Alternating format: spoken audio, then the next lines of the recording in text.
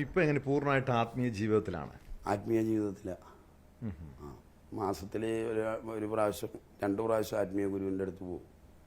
എല്ലാ വ്യാഴാഴ്ചയും പോകാൻ പറ്റുമെങ്കിൽ പോകും. പിന്നെ മാസത്തിൽ എന്തായാലും ഒരു പ്രാവശ്യം മുടങ്ങാതെ അവിടെ പോകും. പിന്നെ ഇവിടെ എറണാകുളത്തുണ്ട്. ഞങ്ങൾ അവിടെ പോയി ബന്ധമുള്ള ആളുകളൊക്കെ ആയിട്ട് ഞങ്ങൾക്ക് നിരുന്നത്. എൻ്റെ വീടിൻ്റെ മുകളിലുണ്ട് പ്രാർത്ഥനാ സ്ഥലം വരുന്നത്. ഇപ്പം ഇല്ല, സ്വന്തമായിട്ട് ഞങ്ങളൊരു പ്രാർത്ഥനാ സ്ഥലം ഉണ്ടാക്കി ഗുരുവിൻ്റെ നിർദ്ദേശത്തിൽ. ഗുരു മരണപ്പെട്ടിട്ട് ഇപ്പോൾ 4 വർഷമായി. അപ്പോൾ താങ്കൾ ഇതിന് തിരിച്ചു വന്ന പോലെ ഏതെങ്കിലും ചെറുപ്പക്കാരെയൊക്കെ ഈ ക്രിമിനൽ ആക്ടിവിറ്റിയിൽ നിന്ന് തിരിച്ചു കൊണ്ടുവന്നിട്ടുണ്ട്? എനിക്ക് ബന്ധമുള്ള ഒരുപാട് പേരെ ഞാൻ എൻ്റെ ഗുരുവിൻ്റെ അടുത്ത് കൊണ്ടുപോയിട്ടുണ്ട്. കുറേ പേരൊക്കെ കണ്ടിന്യൂ ചെയ്ത് ഇപ്പോഴും പോകുന്നുണ്ട്. കുറേ പേരൊക്കെ തെറിച്ച് ഇതിൽ കുറേ സഹനമൊക്കെ ഉണ്ട്. ചിലപ്പോൾ ഒന്നും ഉണ്ടാവില്ല നമ്മുടെ കയ്യിൽ. മനസ്സിലായ? നല്ലതും ചീത്തയും തിരിച്ചറിയണം. എന്ത് പൈസയും മേടിച്ചെടുക്കാൻ പറ്റില്ല. ഇപ്പം ഇവിടെയൊക്കെ എന്തോരം പ്രോപ്പർട്ടി ഇവിടെയൊക്കെ നികത്തുന്നുണ്ട്. ഇപ്പം കുറവാ. ഇപ്പോൾ ഗവൺമെൻറ് പൈസ അടച്ചു കഴിഞ്ഞാൽ നികത്തി കൊടുക്കാം. നേരത്തെ എന്ന് പറഞ്ഞാൽ ഇതൊക്കെ കാര്യപ്പെട്ടവരെ ചെയ്തു കൊടുക്കണത്. വെറുതെ ചെല്ലണ്ട, വെറുതെ വിളിച്ചാൽ മതി, അപ്പം കൊണ്ടുവന്ന് തരും. അത് നമുക്ക് നല്ലതാവോ? ആവില്ല. പൈസ നല്ലതാവില്ല. അങ്ങനെ എന്തും കിട്ടൂടാ. അങ്ങനെയാണ് എനിക്കിപ്പോൾ സ്വന്തമായിട്ട് വീടൊന്നുമില്ല. എൻ്റെ തറവാട്ടിലാണ് കഴിയുന്നത്. ഒരു 3 സെൻറ്റ് ഭൂമി പോലും എനിക്കില്ല. അങ്ങനെ എനിക്ക് സമ്പത്ത് ഉണ്ടാക്കാമായിരുന്നു. ഇന്നിപ്പോൾ ഏഷ്യാറ്റിട്ടാണ് ന്യൂസിൽ ഇപ്പോൾ പല ആളുകളും കമൻറ്റ് ചെയ്തിട്ടുണ്ട്.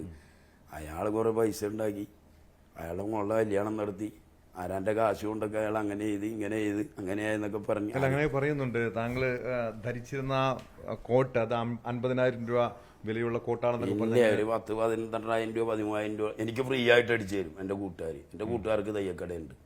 ഇവിടെ ഏറ്റവും വലിയ ഡിസൈനർ കിം ഇന്ത്യയുടെ അസൻ. അയാൾക്ക് യൂറോപ്പിൽ വരെ ഉണ്ട് കസ്റ്റമർ. അയാളെനിക്ക് ഫ്രീ ആയിട്ട് അയച്ചു തരും. ഇതിപ്പോൾ മറ്റേ ലൂയിസ് ഫിലിപ്പിന്റെ ഒരു നിങ്ങൾ പോയി നോക്കിയോ, അതുപോലെയാവും. ഒരു 15,000 രൂപ കൂടുതൽ മുകളിൽ വരില്ല. അത്രേ ഉള്ളൂ. ഇവിടെ 50 ലക്ഷം രൂപയുടെ കോട്ടില്ലേ? ഇല്ലേ? അത് ഇടുന്നവരില്ലേ? എന്നിട്ട് ഈ ചൊറിച്ചിലാവുന്ന ആളുകൾക്കില്ലല്ലോ. ഇവിടെ ആരുടെ കല്യാണത്തിന് വരുന്നു? 5,000 പേരുടെ കല്യാണം നടത്താൻ അതൊക്കെയാണല്ലോ സമൂഹം. 5,000 ഒന്നുമല്ല, ഞാൻ പറഞ്ഞുതരാം. ഒരു 10,000-7,000 പേര് കൂടിയുണ്ട്. അതൊന്നും ഭക്ഷണത്തിന് ഉണ്ടാക്കിയിട്ടുണ്ട്, നമുക്കറിയാലോ. അത് അതിനകത്ത് ഇപ്പോഴത്തെ പണ്ടത്തെയൊക്കെ ഗുണ്ടകളൊക്കെ വന്നിട്ടുണ്ട്. ക്രിമിനൽ പണ്ടത്തെ എൻ്റെ കൂട്ടുകാരെയൊക്കെ അവരൊക്കെ നല്ല രീതിയിൽ ജീവിക്കുന്നവര് അവരെയൊക്കെ ബന്ധപ്പെടുന്നുണ്ട്. പിന്നെ എന്നെ സംബന്ധിച്ചിടത്തോളം എൻ്റെ നിലപാടുകൾക്കൊന്നും മാറ്റൂല. ഞാൻ എൻ്റെ കൂട്ടുകാരോട് ചോദിച്ചാൽ ഞാൻ എൻ്റെ നിലപാട് പറയും.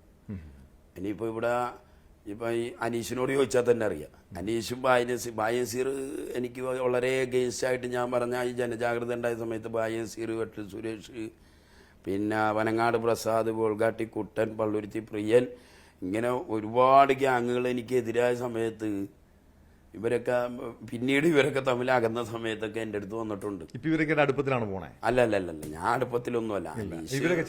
കല്യാണത്തിന് വന്നായിരുന്നു പറഞ്ഞു. അനീഷ് വന്നിട്ടുണ്ടായി. അനീഷിന് പറഞ്ഞാൽ മയക്കുമരുന്നെഴുതിയ പരസ്യമായിട്ടൊരു കാര്യം പറഞ്ഞു. അതിന് നല്ലൊരു കാര്യം തന്നെ. അങ്ങനെ അവന് അത്ര ഉറപ്പോടെ പറയണമെങ്കിൽ അവൻ അതിലില്ലാതിരിക്കണം. പിന്നെ അവൻ്റെ കൂടെ നടന്ന ആളുകളൊക്കെ മയക്കുമരുന്ന്. ഞാൻ അവനോടും പറഞ്ഞിട്ടുണ്ട്, നിങ്ങൾ ആക്ടിവിറ്റിയൊക്കെ നല്ല രീതിയിൽ ജീവിച്ചോ, ഒരു കുഴപ്പമില്ല. അവനും അങ്ങനെ ഗുണ്ടാണോന്നും പറഞ്ഞ് നടന്ന ആളൊന്നുമല്ല. എനിക്കറിയാം ചെറുപ്പം പോലെ. സുഹൃത്തുക്കളുടെ ബന്ധം, സുഹൃത്ത് ബന്ധം. ഇപ്പോൾ ടോമിനൊരു വിഷയം ഉണ്ടാകുമ്പോൾ എൻ്റെ ഒരു ആത്മാർത്ഥ സുഹൃത്താണ്. ഞാൻ വരും, ഞാൻ ചിലപ്പോൾ പിന്നെ ഞാൻ ആളെ കൂട്ടും, എനിക്ക് എൻ്റെ കൂട്ടുകാരെ കൂട്ടും. അങ്ങനെയൊക്കെ തന്നെ അനീഷായത്. ഇവിടെ എല്ലാവരും ഒക്കെ അങ്ങനെ തന്നെയാണ്. പിന്നെ ചിലർ ഈ മദ്യവും മയക്കുമരുന്നൊക്കെ അടിക്കുന്നവർക്ക് പിന്നെ വലിയ രാജാവാണ്, വലിയ മുതലാളി. അതിപ്പോൾ അതിൻ്റെ പുറത്ത് പറയുന്നതാണ്. അതിറങ്ങുമ്പോൾ പിന്നെ അതൊക്കെ മാറും.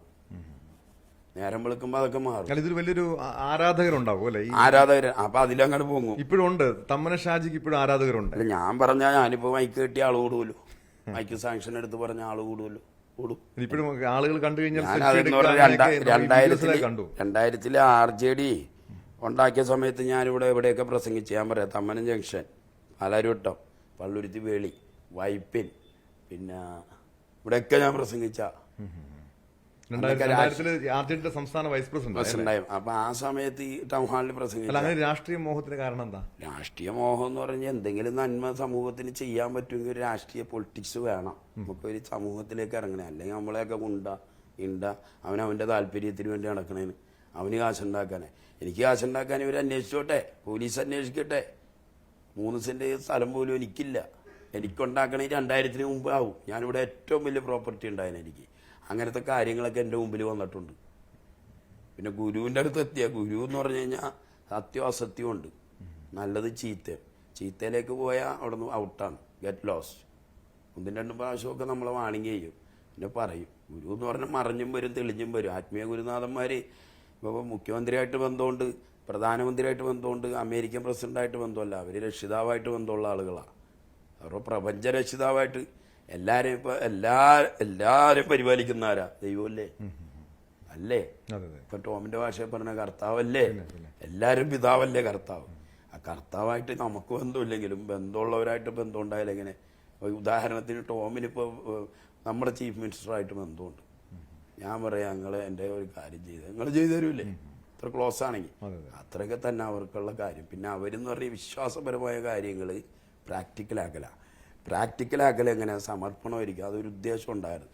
ഞാൻ ടോമിന് എന്തെങ്കിലും ഒരു സഹായം ചെയ്ത്, ഇദ്ദേഹത്തിൻ്റെ പേരെന്താ, ക്യാമറമാൻ്റെ ശ്യാംലാലിനോട് പറഞ്ഞാൽ ടോമിൻ്റെ അടുത്ത് വന്നിട്ടാ, ഒന്നുമില്ലാതെ ഇപ്പം എൻ്റെ അടുത്ത് വന്ന് ഞാൻ സഹായിച്ചു, അപ്പോൾ ദൈവത്തിനായോ? അല്ല.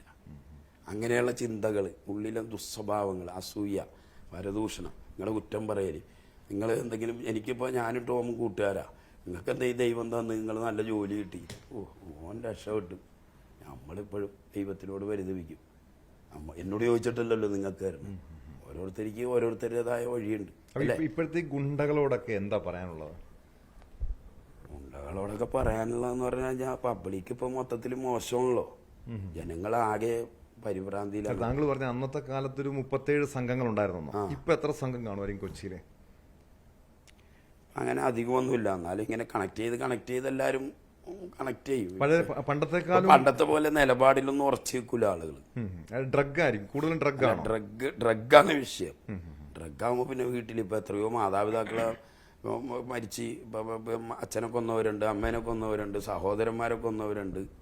എനിക്കൊരുപാട് അനുഭവമുണ്ട് അങ്ങനെയൊക്കെ. ഈ ഡ്രഗ് കൊണ്ട് എനിക്ക് സ്വന്തം അനുഭവം ഉണ്ടായിട്ടുണ്ട്, പലതും എൻ്റെ സുഹൃത്തുക്കളിൽ നിന്നുണ്ടായിട്ടുണ്ട്. ഏറ്റവും മോശമായി പോയി, മനസ്സിലാ, ഇതിൻ്റെ ബിസിനസ്സിലേക്കൊക്കെ പോയി ആകെ ചീത്തയായി പോയി. അങ്ങനെ ഇപ്പോൾ ഗുണ്ടകളെ പറ്റി പറയണമെങ്കിൽ നമ്മളെന്ത് ഉപദേശിക്കാനാ? നമ്മൾ വല്ലതും പറഞ്ഞു കഴിഞ്ഞാൽ പറയും ഇയാൾ വലിയ നന്നായെന്ന് പറയും. എനിക്കിവിടെ ആരും ബോധിപ്പിക്കേണ്ട കാര്യമൊന്നുമില്ല, എനിക്ക് എൻ്റെ ജീവിതം വളരെ വിശാലമാണ്. ഇപ്പോഴും രാഷ്ട്രീയ നേതാക്കളായിട്ട് ബന്ധമുണ്ടോ? രാഷ്ട്രീയ നേതാക്കളോടൊക്കെ ബന്ധമുണ്ട്, നല്ലവരോടൊക്കെ ഞാൻ ബന്ധപ്പെട്ടു. മകളുടെ കല്യാണത്തിന് എൻ്റെ MLA വന്നു, അതെൻ്റെ MLA അല്ലേ, പിന്നെ TJ വിനോദ് എൻ്റെ നെയ്ബറാ. അദ്ദേഹം എനിക്ക് എൻ്റെ ചെറുപ്പം മുതലേ അറിയും. അദ്ദേഹത്തിൻ്റെ വൈഫ് എന്നെ എപ്പോൾ കണ്ടാലും സംസാരിച്ചിട്ട് പോകുള്ളൂ, ചേച്ചി. പിന്നെ ഈടഞ്ചിയുടെ മാതിരി ഈടഞ്ചിയായിട്ട് എനിക്ക് ബന്ധം ഉണ്ടായത്. അല്ല, ഈ ജോർജിയുടനാണോ താങ്കൾക്കൊരു രാഷ്ട്രീയ അഭയം? അങ്ങനെയല്ല, ഈ അദ്ദേഹത്തിനെ സംബന്ധിച്ചിടത്ത് അദ്ദേഹത്തിന് ഇന്ന ആളൊന്നുമില്ല. ആര് വന്നെന്ത് സങ്കടം പറഞ്ഞാൽ അദ്ദേഹം സഹായിക്കും. ഒരു MLA ആയിരുന്ന ആള് അദ്ദേഹം അങ്ങനെയാണ്. ജോർജിയുടെ സഹായിച്ചിട്ടുണ്ട് കൊണ്ട് കേസുകളിൽ നിന്നൊക്കെ? കേസുകളിൽ നിന്നല്ല, നമ്മളിപ്പോൾ പോലീസ് സ്റ്റേഷനിലൊക്കെ ചെല്ലുമ്പോൾ അന്നത്തെ ഉപദ്രവം എന്ന് പറഞ്ഞാൽ ഇന്നിപ്പോൾ പോലീസ് സ്റ്റേഷനിൽ ഉപദ്രവമൊന്നുമില്ല. ഇന്ന് പ്രതികൾക്ക് സുഖമാണ്, ഡ്രസ്സ് കൊടുക്കും, ഭക്ഷണം കൊടുക്കില്ല. അന്ന് അങ്ങനെയല്ല. അന്ന് ഡ്രസ്സൊന്നും തരില്ല, ഇന്നറിൽ നിർത്തും, ഇന്നറിലേക്ക് പേപ്പർ കൊടുത്തോളണം, ന്യൂസ് പേപ്പർ എടുത്തു തരും. തമന ഷാജിനെ അടിക്കാനുള്ള ഒരു കസ്റ്റഡിയിൽ മർദ്ദിക്കാനുള്ള ധൈര്യമുള്ള പോലീസുകാരുണ്ടായിരുന്നു അന്നൊക്കെ ഉണ്ട്. അന്നൊക്കെ എന്ന് പറഞ്ഞു കഴിഞ്ഞാൽ ഈ ചില പോലീസ് ഉദ്യോഗസ്ഥന്മാർ ചില ആളുകളുടെ ആളുകളാണ്. ഇന്നത്തെ പോലെയല്ല. ഇന്നിപ്പോൾ ഒരു സംവിധാനം കറക്റ്റാണ്. ഇന്നിപ്പോൾ CP അറിയാതെ ഒന്നും നടക്കൂല, അല്ലെങ്കിൽ DCP അറിയാതെ ഒന്നും നടക്കൂല. അദ്ദേഹം അവരുടെ നിർദ്ദേശത്തിലല്ലാതെ ചെയ്യാനില്ല. അന്ന് അങ്ങനെയല്ല, വാളെടുത്തവരൊക്കെ വെളിച്ചപ്പാടാ.